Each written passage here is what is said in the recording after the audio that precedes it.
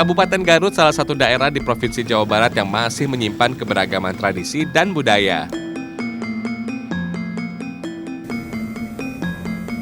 Tradisi ieu teh sudah diwariskan secara turun-temurun, yaitu tolak bala untuk mengusir hama di sawah dengan berjalan beriringan menuju kawasan sawah.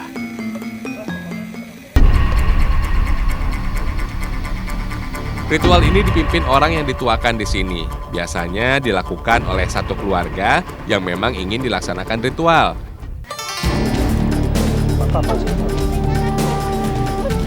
Sesampainya di sawah, Abdi dan warga yang ikut duduk di pematang sawah yang sawahnya mau didoakan dengan membawa beberapa seserahan. Salah satunya nasi kuning yang nantinya diperebutkan oleh warga, terutama anak-anak. Kita ikuti dulu prosesinya ya teman.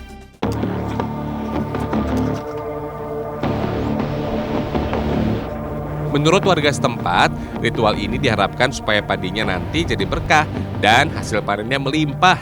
Amin. Sebenarnya tolak bala sendiri ada juga di beberapa daerah di Indonesia. Hanya saja bentuk dan penyebutannya berbeda dengan tujuan yang sama. Kabupaten Garut memang sebagai salah satu lumbung padi di Jawa Barat, memiliki potensi panen seluas 58.158 hektar.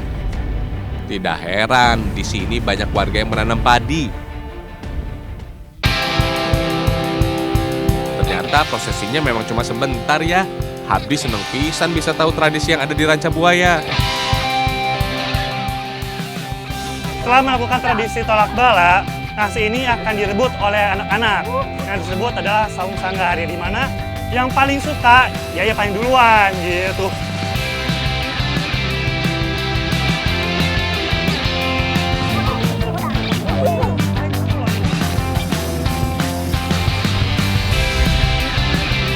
Tradisi tolak bala biasanya dilakukan ketika tanam padi, yang saya coba lakukan bersama ibu-ibu di sini.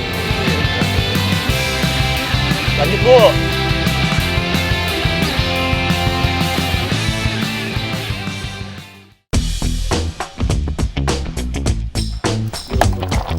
Berkunjung ke Ranca Buaya kurang lengkap nih kalau tidak mencicipi kuliner tradisionalnya. Abdi sudah siap mengolah dua menu hari ini, olahan mata lembu dan kue bugis. Meski namanya mata lembu, tapi bukan berarti bentuknya mata sapi ya teman. Karena di bagian mulutnya terdapat organ yang berfungsi untuk menutup dan melindungi tubuhnya. Bentuknya seperti batu mutiara dengan titik hitam yang memudar. Kalau dilihat sekilas, memang tampak seperti mata sapi. Hehehe. Makanan yang satu ini merupakan hidangan laut yang banyak dijumpai di gugusan pantai selatan, termasuk di wilayah selatan Kabupaten Garut.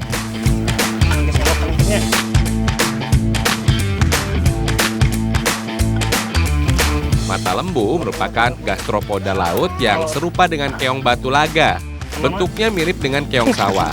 Masyarakat Sunda lebih mengenalnya dengan sebutan tutut, tapi ukuran serta daging mata lembu lebih besar dan cangkangnya pun lebih keras. Katanya sih, kandungan protein mata lembu cukup tinggi. Sebagian orang juga percaya bahwa mata lembu dapat meningkatkan stamina, terutama kaum pria. Para nelayan biasanya memburu mata lembu di malam hari. Saat gelap, mata lembu sering berkeliaran di seputar karang dan menuju bibir pantai. Hewan sejenis siput ini juga sering ditemui menempel di terumbu karang. Ini adalah salah satu olahan dari Ranca Buaya, yaitu mata lembu. Biasanya kita goreng terlebih dahulu agar bumbunya lebih meresap, lalu dibakar. Karena berbeda dari yang lain, gitu Bu ya. Ayo tuh Bu, orang masak ayeuna. Nah, tuh. Enak langsung Bu, saya nanya. Bumbuna. Oh. Beri ibunya.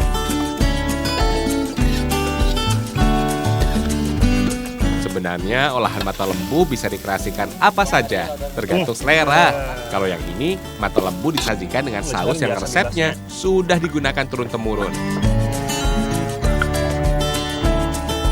Direbus, lalu dibakar kembali seperti sate.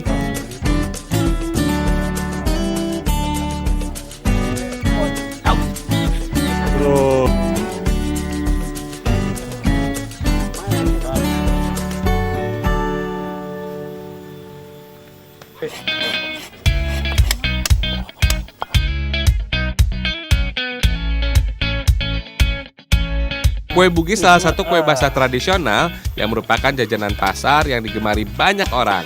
Di Jawa populer dengan sebutan kue mendut. Di Padang sering disebut lape Bugis.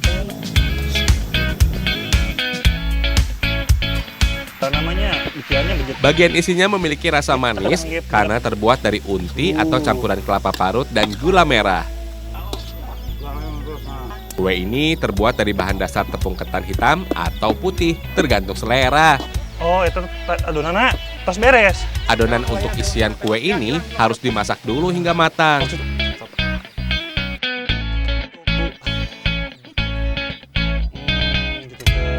Sehingga lebih tahan lama dan ketika dikukus, rasa manisnya tidak berubah jadi keasaman. Ini namanya kue Bugis yang dibentuk pakai codet.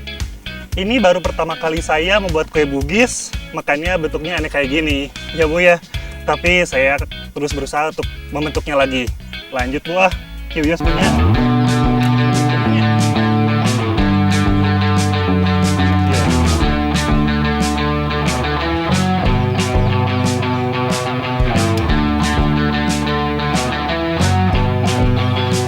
Bugis terkenal dengan teksturnya yang kenyal dan rasanya yang manis ini.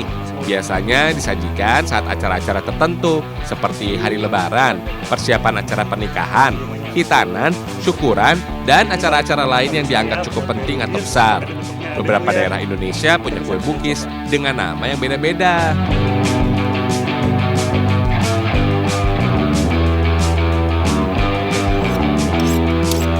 Ini namanya kue Bugis pakai codet. Tidak ada yang tahu pasti sejak kapan kue Bugis ini ada di Garut. Yang pasti sudah dari zaman dulu kala. Kue Bugis sendiri banyak dikenal berasal dari suku Bugis.